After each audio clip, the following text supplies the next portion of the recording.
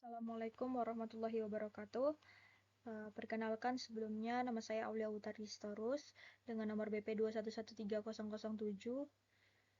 Program Studi Teknologi Rekayasa Bioproses Energi Terbarukan dengan mata kuliah Perpindahan Panas. Di sini kita akan membahas perpindahan panas konveksi. Di sini definisi perpindahan panas konveksi. Perpindahan panas konveksi adalah salah satu cara transfer panas yang terjadi melalui pergerakan fluida, biasanya gas atau cairan, yang membawa panas dari satu tempat ke tempat lain. Ini terjadi karena perbedaan suhu dalam fluida yang menyebabkan pergerakan fluida tersebut. Di sini sudah ada contoh dari perpindahan panas konveksinya. Selanjutnya, ada dua jenis utama konveksi. Yang pertama adalah konveksi alami atau natural convection, terjadi ketika perbedaan suhu menyebabkan fluida menjadi lebih ringan atau lebih padat, yang menyebabkan pergerakan alami dari dalam fluida tersebut. Nah, contohnya adalah panas yang naik dari kompor atau radiator. Selanjutnya juga konveksi paksa atau forced convection terjadi ketika fluida dipaksa bergerak oleh suatu sumber eksternal seperti kipas atau pompa. Contoh umum adalah perpindahan panas dari sistem pendingin mobil atau dalam alat pemproses makanan. Nah, selanjutnya bilangan tak berdimensi pada perpindahan panas konveksi. Yang pertama itu ada bilangan Reynolds. Bilangan Reynolds sendiri adalah parameter penting dalam ilmu fluida yang digunakan untuk mengkarakterisasi jenis aliran dalam suatu fluida seperti cairan atau gas yang mengalir melalui saluran atau sekitar objek. Bilangan Reynolds menggabungkan beberapa sifat fisik dan kondisi aliran menjadi satu angka yang membantu dalam mengidentifikasi apakah aliran tersebut bersifat laminar, transisi, ataupun turbulen.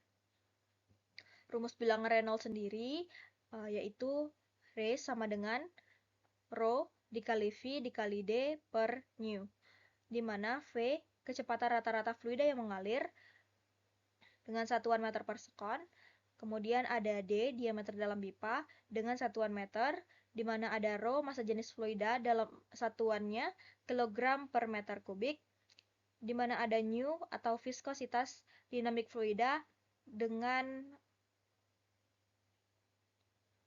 satuan kilogram per meter sekon. Selanjutnya ada jenis aliran Reynolds, ada 3 yaitu aliran laminar, di mana bilangan Reynolds-nya itu kurang dari 2000. Aliran ini terjadi ketika Reynolds rendah dan partikel-partikel fluida mengalir dalam lapisan-lapisan teratur. Kemudian yang kedua ada aliran transisi, di mana bilangan Reynolds di antara 2000 sampai dengan 4000. Aliran ini berada dalam kondisi peralihan antara laminar dan turbulen. Perilaku aliran tidak bisa distabil dan bergantung pada faktor-faktor eksternal. Kemudian yang ketiga ada aliran turbulen. Nah, aliran turbulen ini bilangan Reynolds-nya lebih dari 4000. Aliran ini terjadi ketika Reynolds tinggi dan partikel-partikel fluida bergerak secara acak dan tidak teratur. Ini seringkali menciptakan turbulensi dalam aliran. Selanjutnya yang kedua yaitu bilangan Nusselt. Bilangan Nusselt adalah parameter penting untuk ilmu konveksi panas dan transfer panas yang digunakan untuk mengkarakterisasi intensitas perpindahan panas dalam aliran fluida. Bilangan Nusselt memberikan informasi tentang sejauh mana panas dapat ditransfer melalui aliran fluida dalam sebuah saluran atau di sekitar suatu objek. Rumus bilangan Nusselt yaitu Nusselt H dikali L per Kf, di mana H sendiri koefisien perpindahan panas konvektif, kemudian L panjang karakteristik, kemudian Kf konduktivitas termal fluida. Fungsi dari bilangan Nusselt adalah bilangan yang mengukur efisiensi perpindahan panas dalam aliran fluida melalui permukaan padat. Selanjutnya yang ketiga yaitu bilangan Prandtl. Bilangan Prandtl sendiri adalah parameter yang digunakan dalam ilmu konveksi panas dan transfer panas untuk mengkarakterisasi sifat termal dan viskositas dari suatu fluida. Bilangan Prandtl menggambarkan hubungan antara kemampuan konduktivitas panas, yaitu kemampuan untuk menghantarkan panas, dan viskositas, yaitu kemampuan untuk mengalir suatu fluida. Nah, rumus dari bilangan Prandtl sendiri yaitu PR sama dengan U dikali CP per K, di mana PR merupakan bilangan Prandtl tanpa dimensi, kemudian U viskositas dinamis fluida dalam satuan kilogram per meter dikali jam, kemudian CP kapasitas panas spesifik atau kilokalori per kilogram derajat Celcius, kemudian K-nya konduktivitas panas fluida.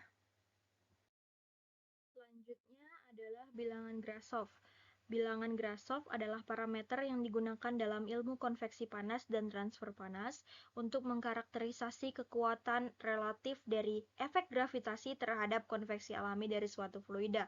Bilangan Grashof sering digunakan dalam konteks konveksi alami atau konveksi bebas yang terjadi karena perbedaan kepadatan antara lapisan fluida yang dipanaskan dan yang dingin sehingga menyebabkan pergerakan alami dalam fluida.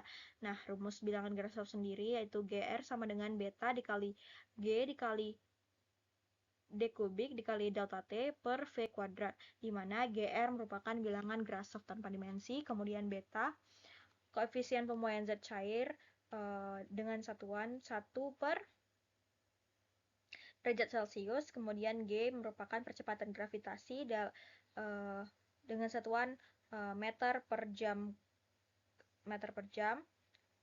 kuadrat, kemudian D merupakan diameter pipa dengan satuan meter, kemudian delta T perbedaan temperatur dalam derajat Celcius, kemudian V viskositas kinematis dalam meter kubik per jam. Selanjutnya bilangan Nusselt untuk berbagai aliran. Nah, dalam perhitungan perpindahan panas konveksi hanya dipakai dua aliran, yaitu aliran laminar dengan Reynolds kurang dari 2200, kemudian aliran turbulen dengan bilangan Reynolds lebih dari 4000. Kemudian aliran turbulen dalam tabung untuk 10 kurang dari L per D kurang dari 400. Ini rumusnya digunakan rumus yang ini. NUD sama dengan 0,036 Reynolds, kemudian pangkat 0,8 Prandtl sepertiga dikali D per L pangkat 0,055.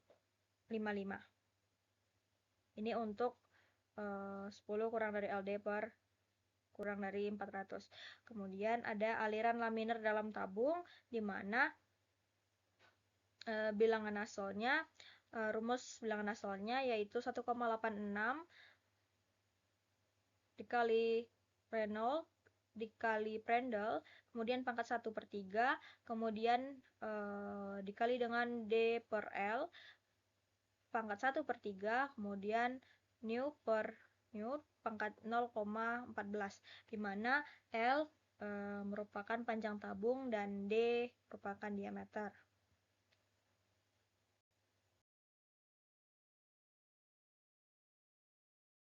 Selanjutnya, contoh soal konveksi paksa. Di sini ada soal sebuah kawat besi dengan panjang 2 meter ditempatkan di dalam ruangan dengan suhu sekitar 25 derajat Celcius. Panasnya diserap oleh kawat sehingga suhu kawat menjadi 75 derajat Celcius. Udara di sekitar kawat memiliki suhu awal 25 derajat Celcius jika koefisien konveksi udara H adalah 10 W per M kuadrat K. Hitung berapa lama waktu yang dibutuhkan agar kawat mencapai suhu 40 derajat Celcius. Asumsikan konduktivitas termal kawat K adalah 50 W per M K dan luas permukaan kawat yang bersentuhan dengan udara adalah 0,1 meter kuadrat. Nah, di sini kita ketahui yang pertama yaitu suhu awal dan suhu akhir. Kemudian panjangnya juga kita ketahui. Kemudian kita ketahui K-nya juga kita ketahui konduktivitasnya. Nah, selanjutnya ini kita bisa menghitung Q, yaitu panas yang dibutuhkan untuk mengubah suhu kawat dari 75 derajat Celcius menjadi 40 derajat Celcius. Nah, di sini kita cari delta T-nya, kita kurangkan 75 derajat Celcius dikurang dengan 40 derajat Celcius, yaitu 35 derajat Celcius, di mana kita konversikan menjadi Kelvin, maka tetap karena yang dikonversikan merupakan sama satuannya sama-sama derajat Celcius dan derajat Celcius. Jadi dikonversikan menjadi 35 Kelvin, maaf. Kemudian Q sama dengan 50 W per MK dikali 0,1 meter kubik dikali dengan 35K, ini dari tadi Kelvinnya, dengan rumus umumnya kan H hanya itu 50 W, tadi kita ketahui, kemudian 0,1 meter kuadratnya ini luasnya, kemudian 35 Kelvin ini delta T-nya atau penurunan suhunya, kemudian dibagi 2 MQ sama dengan 87,5 W. Selanjutnya kita akan menggunakan hukum konveksi panas, di mana Q sama dengan H dikali A dikali delta T, di mana Q merupakan jumlah panas yang tertransfer dalam watt. Kemudian ada H adalah koefisien konveksi dalam W per M kuadrat K.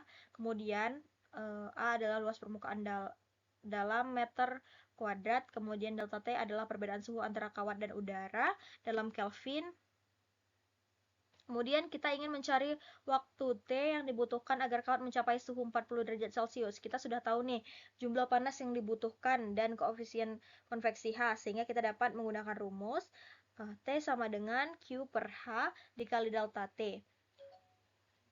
Maka kita masukkan nih, T-nya sama dengan Q-nya tadi sudah kita ketahui. Di sini 87,5 W, kemudian dibagi H-nya juga hanya 10 W per MK, kemudian dikali 35 merupakan ini hanya sudah kita ketahui, kemudian delta T-nya juga sudah kita ketahui 35 derajat K. Selanjutnya jadi kita dapatkan hasilnya segini 0,25 jam. Jadi waktu yang dibutuhkan agar mencapai suhu 40 derajat Celcius adalah sekitar 0,25 jam atau 15 menit. Mungkin sekian yang dapat saya jelaskan. Terlebih dan terkurang saya mohon maaf. Assalamualaikum warahmatullahi wabarakatuh.